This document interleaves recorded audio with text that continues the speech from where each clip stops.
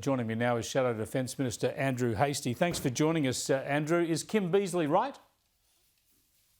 Yeah, I think Kim Beazley is right. I think there's a lot to do in defence. We've got to get more people to serve in uniform. We're about 5,000 under strength and we're not hitting our recruiting targets. We're not retaining people for long enough either. There's capabilities that need to come online. And under this Labor government, they're still assuming the 10-year warning time orthodoxy in the budget. So we're not going to see a lot of new capability for another 10 years or so, which means we'll become weaker before we become stronger, ironically. So there's a lot to do in defence, which is why the next election will be so consequential.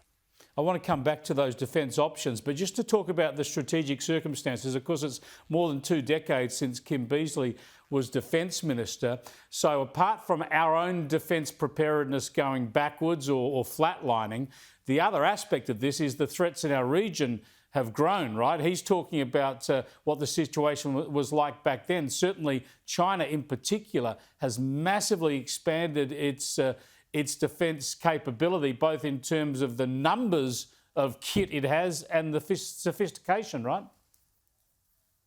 That's right. We've enjoyed the strategic protection of English-speaking democracies since Federation. So the British up until 1942, and then obviously from America, from the Second World War to the present day.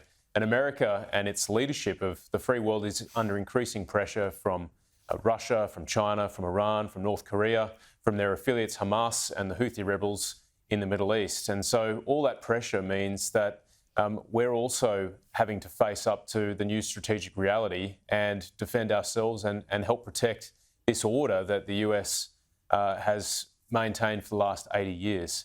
And I think it is under more pressure now, particularly because we're seeing Russia assert itself in Ukraine. We're seeing China flex its muscles in the region. And we're seeing there's so many data points for that. I mean, I don't need to tell your viewers, they've built artificial islands out of the atolls in the South China Sea, militarised them. They're now bristling with missiles and fighter aircraft. We see what they're doing to the Filipinos. We see what they've done to our own ADF.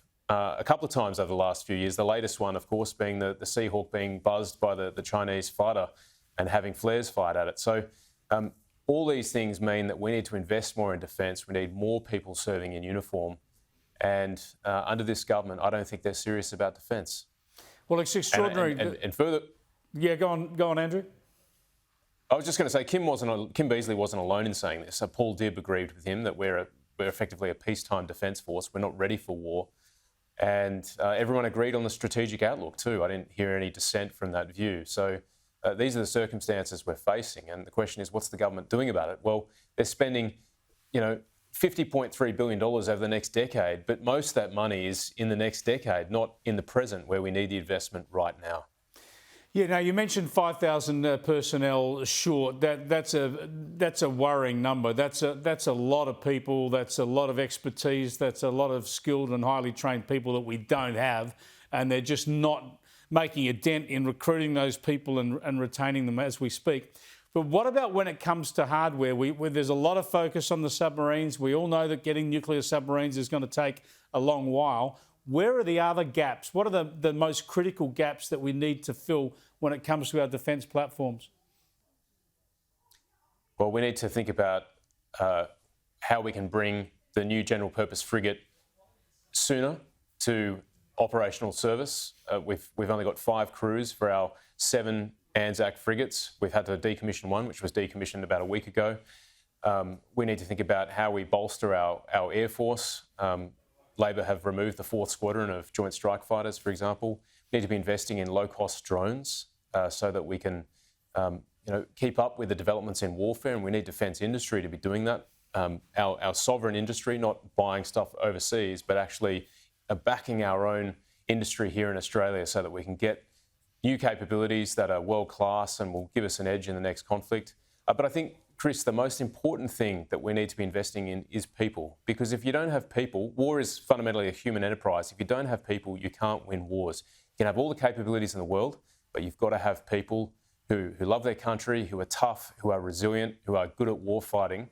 And if we're not hitting our recruiting targets, if we're not retaining people, and if we're still short of the required number of personnel, we've got a big problem, and we do have a big problem. And just briefly, you've talked about how most of Labor's additional defence spending is way outside the forward estimates. You're going to go have an election campaign in 6 to 9 months. Are you saying that the coalition will definitely then bring defence spending forward? You'll spend more right in your first years of government on defence? We've got to look at the numbers, Chris. They're committing to $5.7 billion over the next 4 years. Most of that, more than $3 billion of that, is in the fourth year. So we're not seeing any immediate investment, which sends the signal to the Australian people that Labor are not serious about defence. So yes, Peter Dutton has already said that we will invest more and sooner than Labor in the Australian Defence Force. I'm confident that will occur. But most importantly, we're going to have a plan to get young Australians into uniform, and we're going to build a more cohesive, strong and resilient Defence Force. Just quickly on that, what do you think of Rishi Sunak's plan to bring back national service in the UK? Should we be looking at that?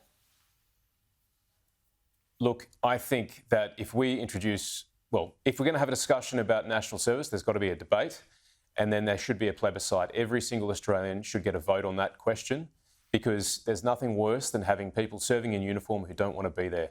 One of the great strengths of the Australian Defence Force is that they are volunteers, and they are people who have signed on the dotted line to commit their lives to defending our country. That's what we want, and so it'd have to be a national decision with the Australian people's consent. Yeah, good point. Thanks for joining us, Andrew. I greatly appreciate it. Andrew Hastie there, the Shadow Defence Minister, concurring with Kim Beazley and others that Australia is just in no position right now to defend itself.